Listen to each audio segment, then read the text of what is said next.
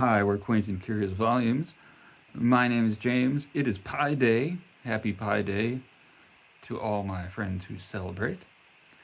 I've been tagged by the great channel Book Chat with Pat to do the off the top of your head tag.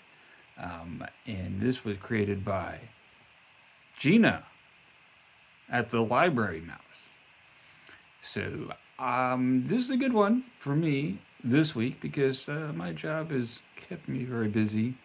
And so I need to do something not too intensive. Something I can do off the top of my head.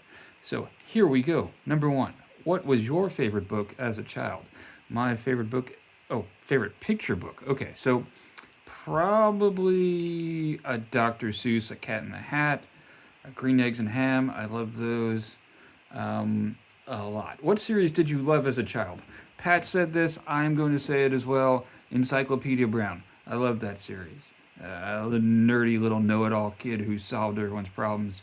I related to that one. The worst book you have read or tried to read. So I also don't really retain grudges against books.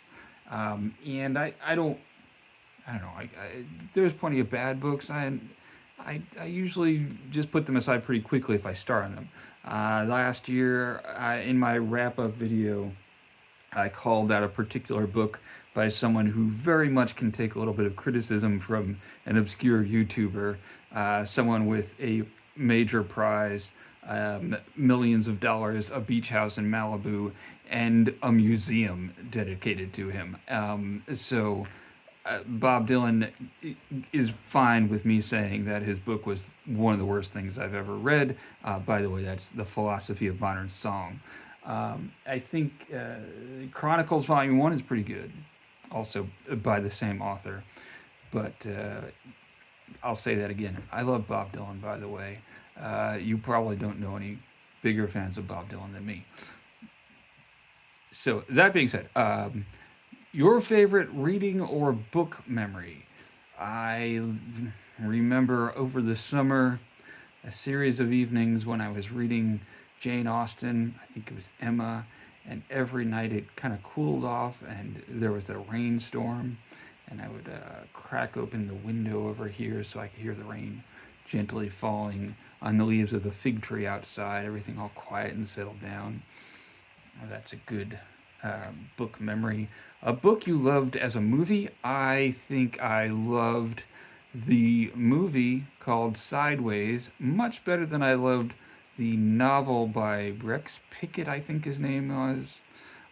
One of the great things about Alexander Payne, director of that movie, was that he read that book and said, hey, I can make a good movie out of this book, because that was not a good book.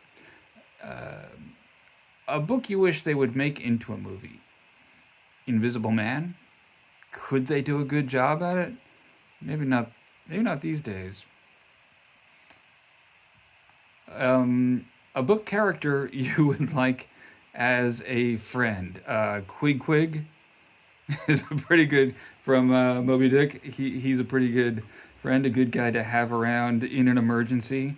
So I'll go with him. He's always ready to jump in and help out, and he'll share his money with you. He eats a lot of steak.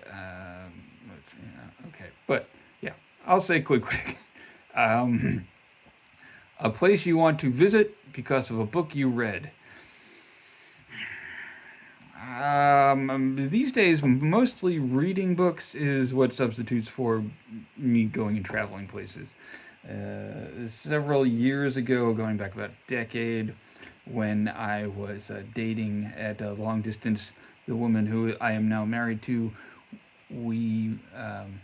she lived in the Orlando, Florida area, and I had recently read a book about the manufactured town of Celebration, Florida. So on a visit down to visit her, we went over and wandered around Celebration for an afternoon. It's a pretty bland suburb ultimately, but I did want to go there because I read a book about it. Okay. A nonfiction book you would recommend? I'm going to say, and this is one, it might not even be in print anymore, but let me get it off the shelf here.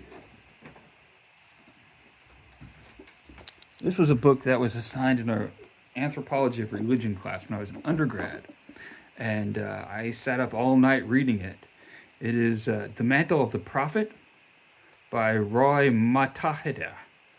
It's Ramadan right now. Maybe you want to consider reading The Mantle of the Prophet, learning a bit about the history of Shia Islam. The subtitle is Religion and Politics in Iran. This is probably well out of date because I read it almost 30 years ago.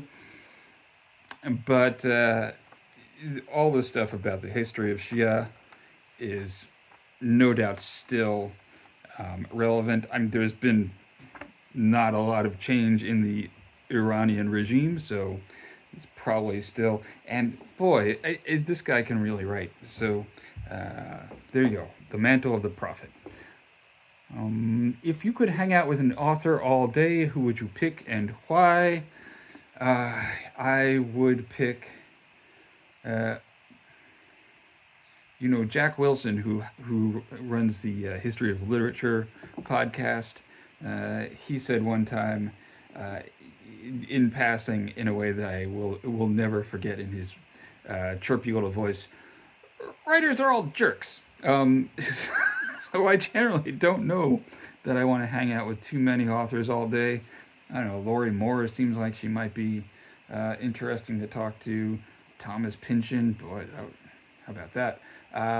I will say I would like to hang out with the authors that I know personally and have not seen for years. So these are not your big names. I will say Matthew Lynch, author of Guys of Steel. I will say Jake Levitch, author of Queenside and The Chess Club. Those are people I would say. Clifford Murphy, author of Yankee Twang. I'd like to spend an afternoon with him. So there you go. Thanks for watching. I will talk to you again later. Louise is barking. There's her little appearance. She's barking because it's almost dinner time. Thanks for watching. Bye.